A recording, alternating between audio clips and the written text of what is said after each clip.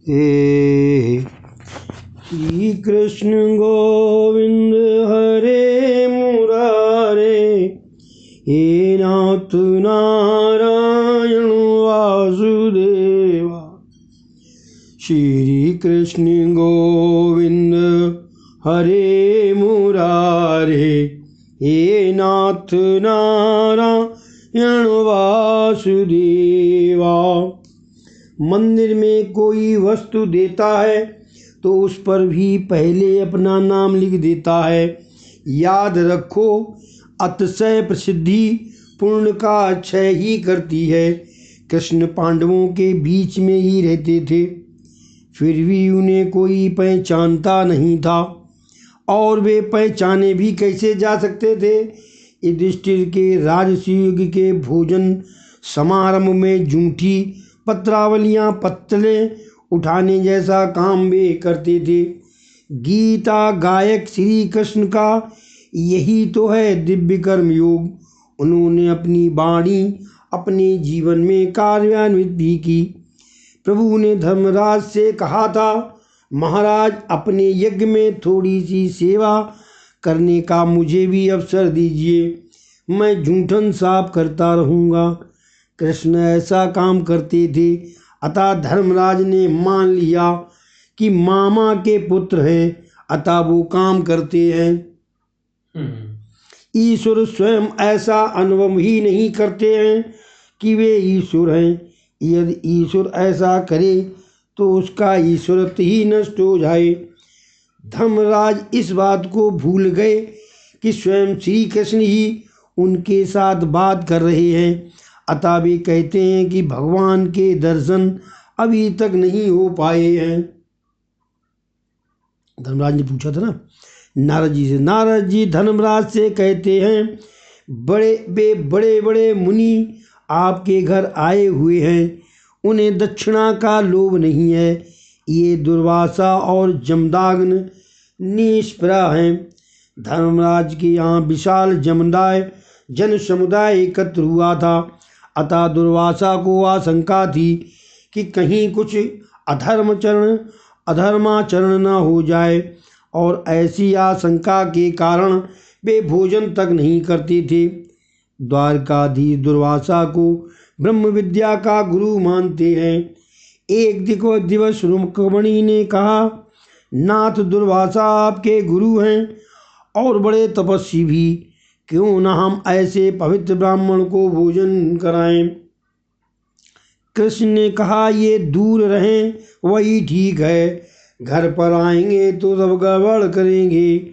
रुक्मिणी ने अत्यंत आग्रह किया तो कृष्ण रुक्मिणी दुर्वासा को आमंत्रण देने के लिए पिंडारक तीर्थ आए। दुर्वासा ने कहा, भोजन की बात जाने दीजिए, मेरे आशीर्वाद हैं आपको। मैं क्रोधी हूँ, कहीं क्रोधवश कुछ साप ना दे दूँ। किंतु कृष्ण रुक्मिणी के अति आग्रह के कारण दुर्वासा आने के लिए तैयार हुए। रथ में बैठे दुर्वासा ने उनकी परीक्षा करने का विचार किया और कृष्ण से कहा, मैं हूँ ब्राह्मण और तुम हो क्षत्रिय, क्या ये योग्य है कि हम एक ही आसन पर बैठें? अतः इन बैलों को हटाकर तुम स्वयं रथ को खींचो तो मैं चलूं। समझ लीजिए, कृष्ण और रुक्मिणी रथ खींचने लगे। माता जी थक गईं और प्यासी हो गईं। वे बोली, ब्राह्मण बड़े विचित्र होते हैं, मैं ब्राह्मणों के घर में नहीं रहना चाहती। कृष्ण ने समझाया कि अब अधिक देरी नहीं है, धीरज रखो। तो रुक्मिणी ने कहा, मैं धीरज नहीं रख सकती, मैं इस प्रदेश में नहीं रहूँगी। कृष्ण, नहीं, इस प्रदेश को कभी न छोड़ना, इस गुजरात में हमेशा वास करना। और लक्ष्मी जी गुजरात में रह गईं। आज गुजरात में धन वर्षा होती रहती है, प्रभु की लीला है। दुर्वासा के हृदय में भी श्री कृष्ण है। रुक्मिणी जल पीने जा ही रही थी कि दुर्वासा समाधि में से जाग गए। दुर्वासा ने क्रोध से कहा कि ब्राह्मण को भोजन कराने से पहले तुम जलपान कर रहे हो, अतः मेरा श्राप है कि तुम दोनों का वियोग होगा। कृष्ण ने कहा कि आपका साप सिर आँखों पर, किंतु आप मेरे घर तो चलिए। दुर्वासा को लगा कि मैंने शाप देकर कुछ अनुचित सा कर दिया है, अतः उन्होंने कहा मैं 12 वर्ष के पश्चात आकर तुम दोनों का विवाह करवाऊंगा। नारद जी धर्मराज से कहने लगे, ये ऋषि तुम्हारे यहाँ कुछ खाने या लेने के लिए नहीं आए हैं, ये तो परम ब्रह्म परमात्मा के दर्शन करने के लिए यहाँ आए हैं। 12 वर्ष के बाद किसका विवाह कराएंगे? उनका कृष्ण और रुक्मिणी का। साफ दे दिया ना कि तुम वियोग हो जाएगा। ये तो परम ब्रह्म परमात्मा के दर्शन करने के लिए यहाँ आए हैं। चिंतन करने पर भी उनके ध्यान में परमात्मा का स्वरूप आ नहीं सका, अतः वे उनका दर्शन करने के हेतु तुम्हारे यज्ञ में आए हैं। इन्हें तो दर्शन का लोभ है। राजन, तुम तो प्रहलाद से अधिक भाग्यशाली हो। परमात्मा तुम्हारे रिश्तेदार होकर तुम्हारे घर में रहते हैं। हमारे घर में भी भगवान हैं, किंतु नारद जी जैसे संत द्वारा दृष्टि मिलने पर ही उनका दर्शन हो सकता है। राजन, तुम भाग्यशाली हो कि परमात्मा तुम्हारी सभा में ही विराजमान है। नारद जी के वचन सुनकर धर्मराज राजसभा में चारों ओर निहारने लगे, किंतु कहीं भी परमात्मा का दर्शन नहीं कर पाए। धर्मराज परमात्मा को पहचान ही नहीं सके। द्वारकानाथ को देखते तो थे, किंतु उन्हें वे तो मेरा भाई ही मानते थे। इधर कृष्ण सोचते हैं कि नारद जी अब चुप हो जाएं तो अच्छा रहे, अन्यथा वे मुझे प्रसिद्ध कर देंगे। उन्होंने नारद जी से कहा, नारद, मुझे तुम प्रकट मत करो, अपनी कथा ही पूरी करो। नारद जी ने कहा, इस सभा में जगत के जन्मदाता उपस्थित हैं। ब्रह्मा जी ने माना कि नारद जी मेरा नाम घोषित करेंगे और मुझे प्रसिद्धि मिलेगी। ईश्वर जीव को अपना ले तो जीव ईश्वर बनता है। राजन, जगत सृष्टा और ब्रह्मा के भी जो पिता हैं वे बैठे हुए हैं इस सभा में। धर्मराज नारद जी से पूछने लगे, कहाँ हैं भगवान, कहाँ हैं परम ब्रह्म, मुझे क्यों दिखते नहीं है वे। अब नारद जी से रहा नहीं गया। आज चाहे अप्रसन्न क्यों न हो, मुझे उन्हें प्रसिद्धि करना ही होगा। नारद जी ने भगवान श्री कृष्ण की ओर इंगित करते हुए कहा, अयम ब्रह्म। उपनिषद में इदम ब्रह्म की बातें हैं और इधर अयम ब्रह्म की। यूयम न लोकेवत भूर्भागा लोकम पुनानाम मुनियो अभियंती येषाम ग्रहाणाम वस्तिति साक्षात गूढ़म परम ब्रह्म मनुष्य लिंगम। इनके ही दर्शनार्थ से ये सारे मुनि यहाँ आए हुए हैं। प्रभु ने सिर झुकाकर मुंह छिपाया, मैं ब्रह्म नहीं हूँ। नारद असत्य बोल रहे हैं। नारद जी ने कहा, अयम ब्रह्म। इन्हें असत्य बोलने का स्वभाव ही है। भगवान कभी कभी लीला करते हुए असत्य बोलते हैं।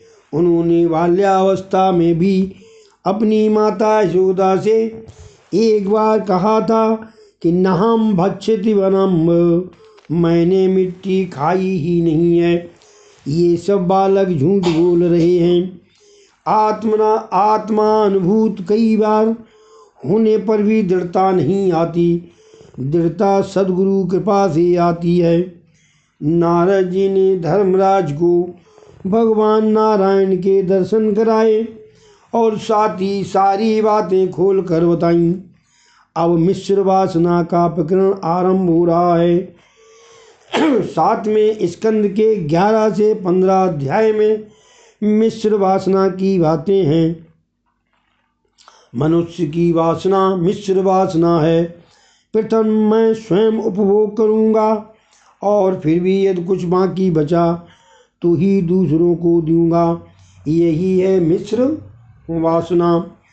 संत की वासना सद्वासना है और राक्षस की असद वासना। दुर्जन जो कहता है वो हमें पसंद नहीं है और वैष्णव जो कहते हैं वैसा हमारा जीवन नहीं है।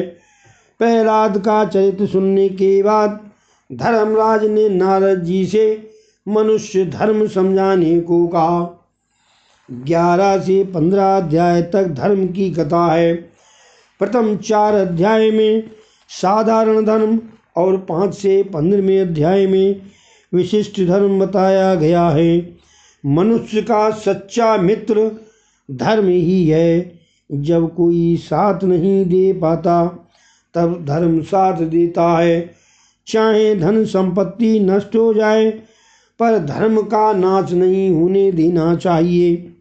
मनुष्य धन को ही सारे सुखों का साधन मानता है किंतु ये असत्य है, अज्ञान है।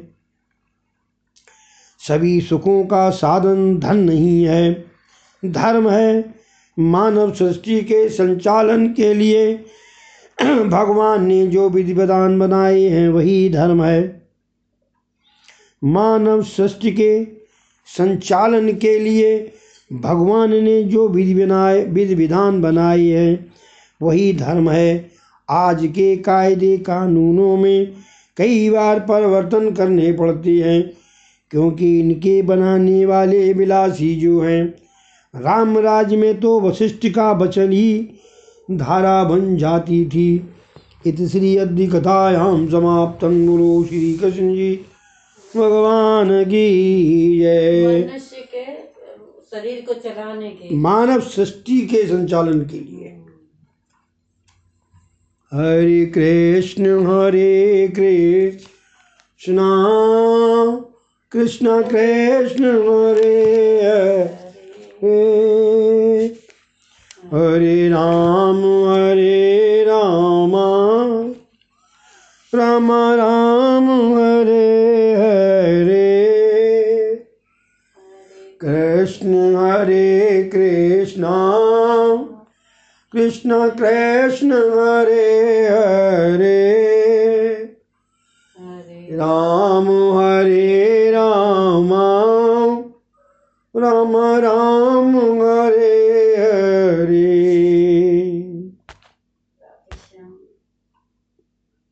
बहुत